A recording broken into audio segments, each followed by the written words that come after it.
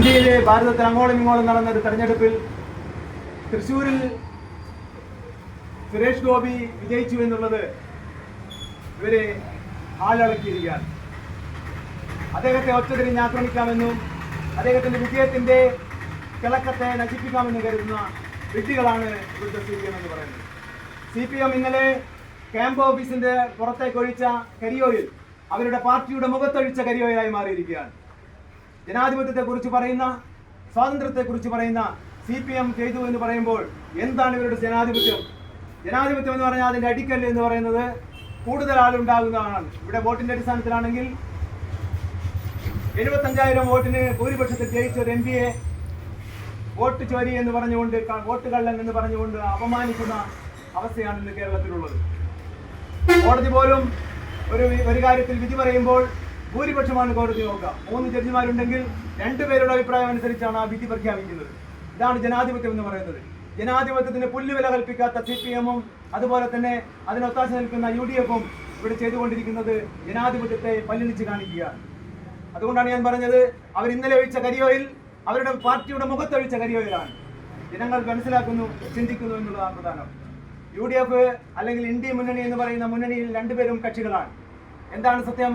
1983 ഒരു വിദേശ വനിതയായിരിക്കുന്ന സോണിയാഗാന്ധി ഇന്ത്യൻ പൗരത്വം എടുക്കുന്നത്.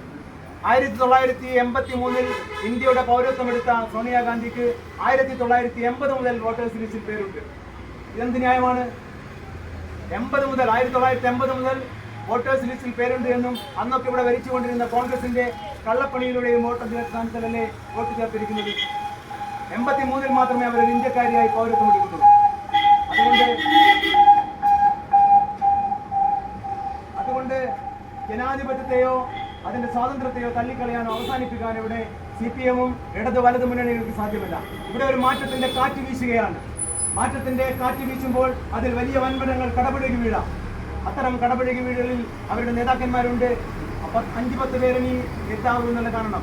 വരാനിരിക്കുന്ന 7 മാസങ്ങൾക്ക് ശേഷമുള്ള നിയമസഭാ തെരഞ്ഞെടുപ്പിൽ 10ഓളം BJP-യുടെ MP-മാർ തീർച്ചയായും ഏകദേശം 20 പേരുടെ ലിസ്റ്റ് കൊണ്ട് ഞങ്ങൾ പറയുന്നു, 10 പേരെങ്കിലും നിയമസഭയുടെ ഉള്ളിലേക്ക് പ്രവേശിക്കുന്നു. അത് ഇവിടുത്തെ ജനാധിപത്യത്തിന്റെ സംരക്ഷണത്തിന് വേണ്ടി, സ്വാതന്ത്ര്യത്തിന് വേണ്ടിയുള്ള പോരാട്ടമായിരിക്കുമെന്ന് മാത്രം പറഞ്ഞുകൊണ്ട് വരാനിരിക്കുന്ന നാളുകളിൽ നിങ്ങളുടെ ജനങ്ങളുടെ മുഴുവൻ പിന്തുണയും അതുപോലെ തന്നെ ആത്മാർത്ഥമായ സഹകരണവും ഞങ്ങളോടൊപ്പം ഉണ്ടാകണമെന്നും, ഇവിടെ ഒരു മാറാത്തതായി ഒന്നുമില്ല. ഞങ്ങൾ കേരളത്തെ മാറ്റുമെന്ന് പറഞ്ഞ കാര്യത്തിൽ ഒരു സംശയവുമില്ല. ബംഗാൾ മാറി, അതുപോലെ തന്നെ ത്രിപുര മാറി, എല്ലാം മാറി. ഇവിടെയും മാറ്റത്തിന്റെ കാറ്റ് വീശുകയാണ്.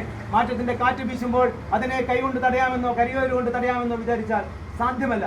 അതുകൊണ്ട് ഞങ്ങൾ ആണയിട്ട് പറയുന്നു, BJP-യുടെ വേരുകൾ ശക്തമാകുന്നു, ജനങ്ങളുടെ പിന്തുണ കിട്ടുന്നു. കേവലം 6% ഉണ്ടായിരുന്ന വോട്ട് കഴിഞ്ഞ തെരഞ്ഞെടുപ്പിൽ 20% മാറ്റിയെങ്കിൽ ഞങ്ങൾ ഇനി ഒരു 40% എത്താൻ അത്രയൊന്നും ദൂരമില്ല. ഞങ്ങളുടെ ദൂരം ഞങ്ങൾ കുറേ പാതിയിലേറെ ദൂരം നടന്നു കഴിഞ്ഞിരിക്കുന്നു. അതുകൊണ്ട് എല്ലാവരുടെയും സഹകരണം അഭ്യർത്ഥിച്ചുകൊണ്ട് ഈ പ്രതിഷേധ പരിപാടി